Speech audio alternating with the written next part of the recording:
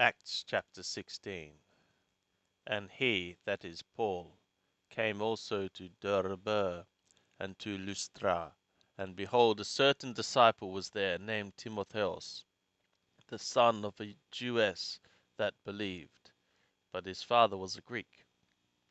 The same was well reported of by the brothers that were at Lystra and Iconion. Him would Paulos have to go forth with him. Him would Paulos have to go forth with him.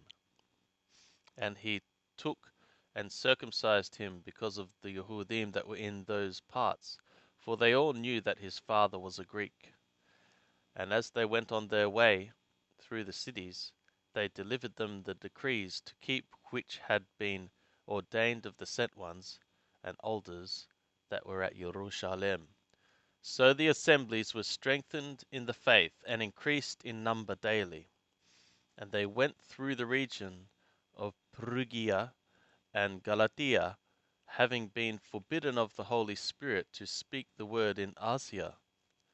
And when they were come over against Mysia, they were trying to go into Bithynia, and the Spirit of Yeshua permitted them not.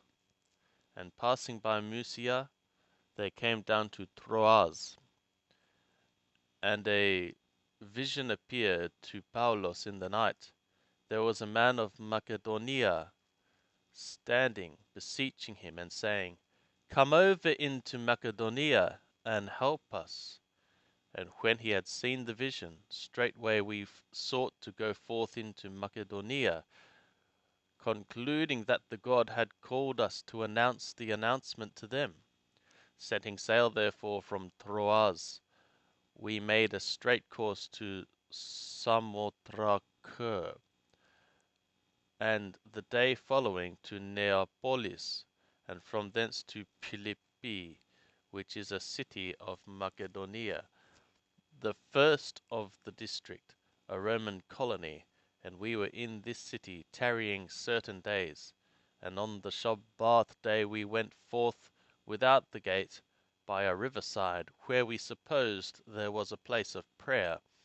And we sat down, and spake to the women that were come together. And a certain woman named Lydia, a seller of purple, of the city of Tuatira, one that worshipped the God, heard us, whose heart the Lord opened to give heed to the things which were spoken by Paulos. And when she was baptized, and her household, she besought us, saying, If ye have judged me to be faithful to the Lord, come into my house, and abide there. And she constrained us.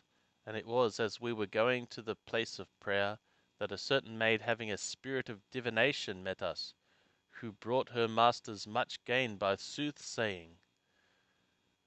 The same following after Paulos and us, cried out, saying, These men are bondservants of the Most High God, who proclaim to you the way of salvation. And this she did for many days. But Paulos, being sore troubled, turned and said to the Spirit, I charge thee in the name of Yeshua anointed to come out of her. And it came out that very hour.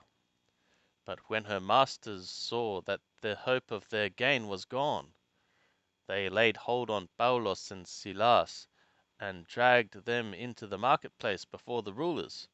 And when they had brought them to the magistrates, they said, These men, being Yehudim, do exceedingly trouble our city, and set forth customs which it is not lawful for us to receive or to observe, being Romans. And the multitude rose up together against them, and the magistrates rent their garments off them, and commanded to beat them with rods. And when they had laid many stripes upon them, they cast them into prison, charging the jailer to keep them safely, who, having received such a charge, cast them into the inner prison, and made their feet fast into the stocks. But about midnight, Paulos and Silas, praying, were singing hymns to the God, and the prisoners were listening to them. And suddenly there was a great earthquake, so that the foundations of the prison house were shaken, and immediately all the doors were opened, and every one's bands were loosed. And the jailer, being raised out of sleep, and seeing the prison doors open, drew his sword, and was about to kill himself, supposing that the prisoners had escaped. But Paulus cried with a loud voice, saying, Do thyself no harm, for we are all here. And he called for lights, and sprang in, and trembling for fear, fell down before Paulus and Silas, and brought them out, and said, Sirs, what must I do to be saved?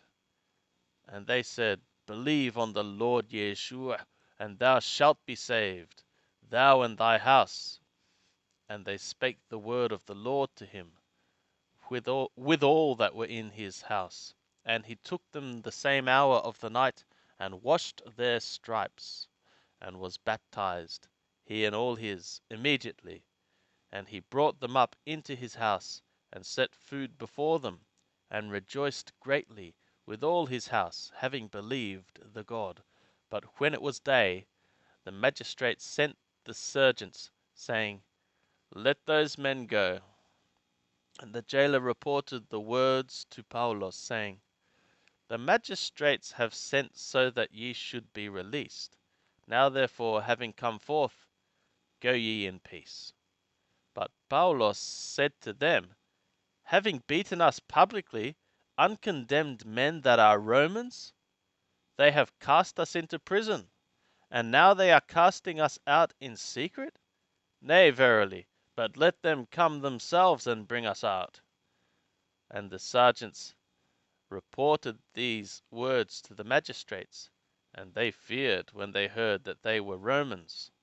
And they came and besought them, and when they had brought them out, they asked them to go away from the city. And having come out from the prison, they entered into the house of Lydia, and when they had seen the brothers, they comforted them, and departed.